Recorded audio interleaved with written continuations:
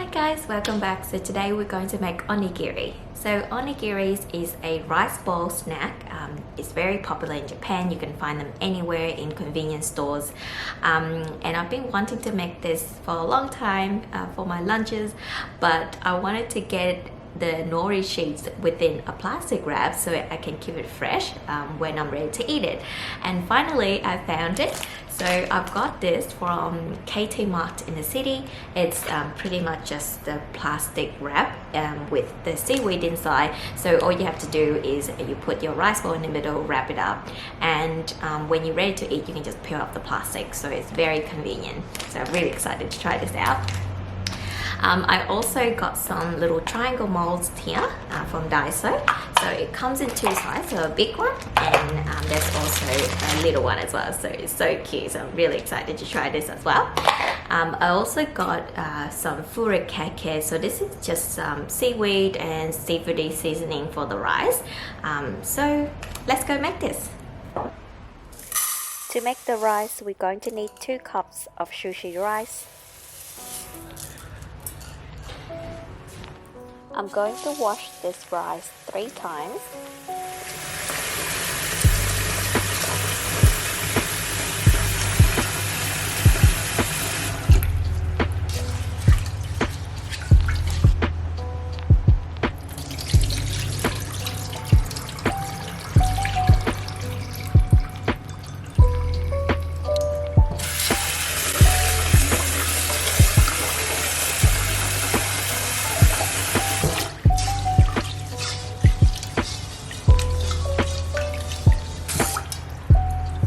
And then I'm just going to put enough water so it just come up to the first knuckle of my index finger.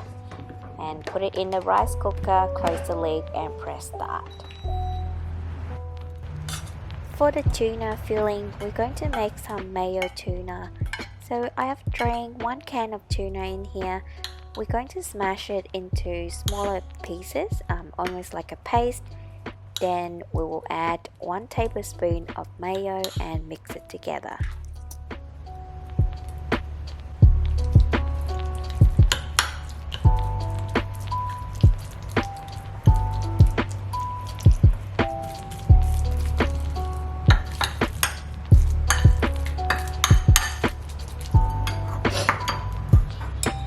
For the rice, I have taken it out of the rice cooker and let it cool down for a little bit. So we just want the rice to be a little bit warm but not cold.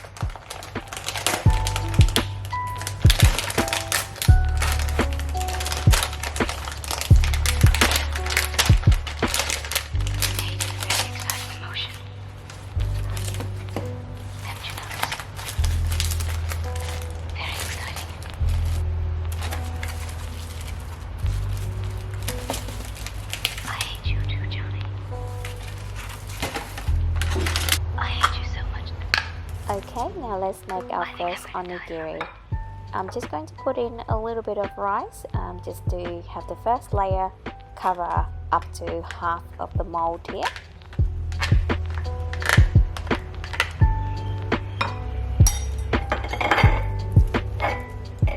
Next, I'm going to put a little mayo tuna in the middle here, and we're going to layer it with another layer of rice.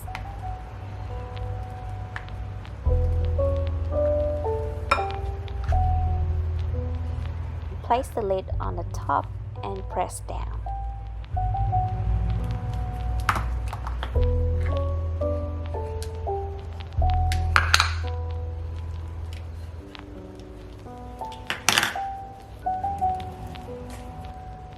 Here I'm wetting my hands with some water, and I'm going to also pick up a small pinch of salt.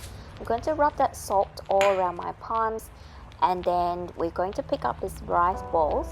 Because the outside rice is quite bland, so we want to add that extra salty flavor.